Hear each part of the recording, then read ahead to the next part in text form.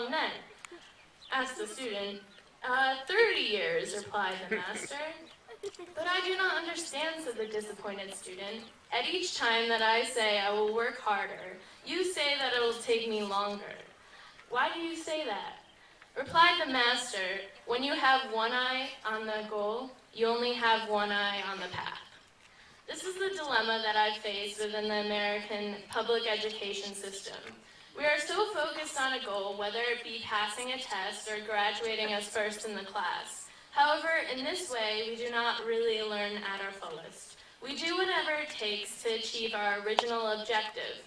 Some of you may be thinking, well, if you pass a test or become valedictorian, didn't you learn something? Well, yes, you learned something, but not all that you could have.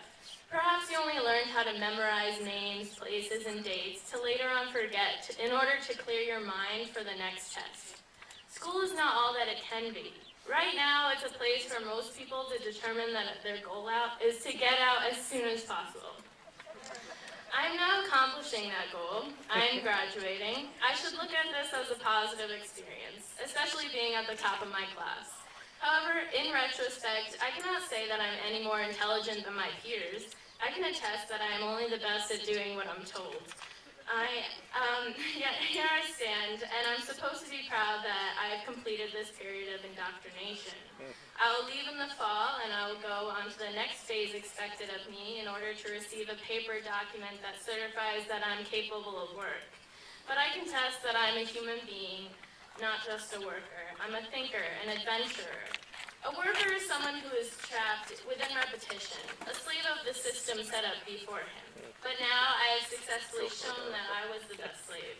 I did what I was told to the extreme. While others sat in class and doodled to later become great artists, I sat in class to take notes to become a great test taker. While others would come to class without their homework done because they were reading about an interest of theirs, I never missed an assignment. While others were creating music and writing lyrics, I decided to do extra credit, even though I didn't even need it. So I wonder, why did I even want this position? Sure, I earned it, but what will come of it? When I leave educational institutionalism, will I be successful or forever lost? I have no clue about what I want to do with my life. I have no interest because I saw every subject as a study, as work, and I excelled at every subject just for the purpose of excelling and not learning. And quite frankly, I'm very scared. John Taylor Gatto, a retired school teacher and activist critical of compulsory schooling, asserts, "We could encourage the best qualities of youthfulness, curiosity, adventure, resilience, the capacity for surprising insight simply by being more flexible about time, texts, and tests, by introducing kids into truly competent adults, and by giving each student what autonomy he or she needs in order to take a risk every now and then." But we don't do that. Between these cinder block walls, we are all expected to be the same.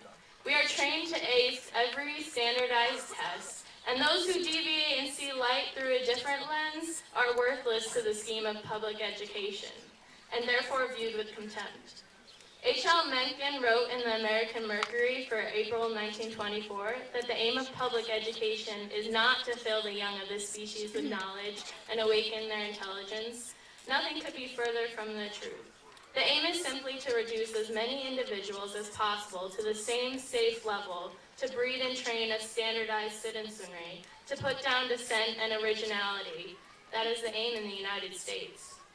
To illustrate this idea, doesn't it perturb you to learn about the idea of critical thinking? Is there really such a thing as uncritically thinking? To think is to process information in order to form an opinion. But if we are not critical when processing this information, are we really thinking? Or are we mindlessly accepting other opinions as truth? This was happening to me, and if it wasn't for the rare occurrence of an avant-garde 10th grade English teacher, Donna Bryan, I would have been doomed. I am now enlightened, but my mind still feels disabled.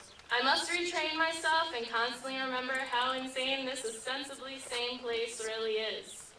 And now here I am in a world guided by fear, a world suppressing the uniqueness that lies inside each of us, a world where we can either acquiesce to the inhuman nonsense of corporatism and materialism or insist on change, We are not enlivened by an educational system that clandestinely sets us up for jobs that could be automated, for work that need not be done, for enslavement without fervency for meaningful achievement. We have no choices in life when money is our motivational force. Our motivational force ought to be passion. But this is lost from the moment we step into a system that trains us rather than inspires us. We are more than robotic bookshelves, conditioned to blurt out facts we were taught in school. We are all very special. Every human on this planet is very special. So aren't we all deserving of something better? Of using our minds for innovation rather than memorization, for creativity rather than futile activity, for rumination rather than stagnation? We are not here to get a degree to then get a job so we can consume industry-approved placation after placation. There is more and more still. The saddest part is that the majority of students don't have the opportunity to reflect as I did. The majority of students are put through the same brainwashing techniques in order to create a complacent labor force working in the interests of large corporations and secretive government. And worst of all, they are completely unaware of it. I will never be able to turn back these 18 years. I can't run away to another country with a different education system, perhaps meant to enlighten rather than condition. This part of my life is over, and I want to make sure that no other child will have his or her potential suppressed by powers meant to exploit and control. We are human beings. We are thinkers, dreamers, explorers, artists, writers, engineers. We are anything we want to be, but only if we have an educational system that supports us rather than holds us down. A tree can grow, but only if its roots are given a healthy foundation. For those of you out there that must continue to sit in desks and yield to the authoritarian ideologies of instructors, do not be disheartened. You still have the opportunity to stand up, ask questions, be critical, and create your own perspective. Demand a setting that will provide you with intellectual capabilities that allow you to expand your mind instead of directing it. Demand that you be interested in class. Demand that the excuse, "you have to learn this for the test," is not good enough for you. Education is an excellent tool if used properly, but focus more on learning rather than getting good grades. For those of you that work within the system that I am condemning, I do not mean to insult. I intend to motivate. You have the power to change the incompetencies of the system. I know that you did not become a teacher or an administrator to see your students bored. You cannot accept the authority of the governing bodies that tell you what to teach, how to teach, and that you will be punished if you do not comply. Our potential is at stake. For those of you that are now leaving this establishment, I say, do not forget what went on in these classrooms. Do not abandon those that come after you. We are the new future, and we are not going to let tradition stand. We will break down the walls of corruption to let a garden of knowledge grow throughout America. Once educated properly, we will be cultivated and wise. We will have the power to do anything, and best of all, we will use that power for only good. We will not accept anything at face value. We will ask questions, and we will demand truth. So here I stand. I am not standing here as valedictorian by myself. I was molded by my environment, by all my peers who are sitting here behind me. I couldn't have accomplished this without all of you. It was all of you who truly made me the person I am today. It was all of you who were my competition, yet my backbone. In that way, we are all valedictorians. I am now supposed to say farewell to this institution, those who maintain it, and those who stand with me and behind me.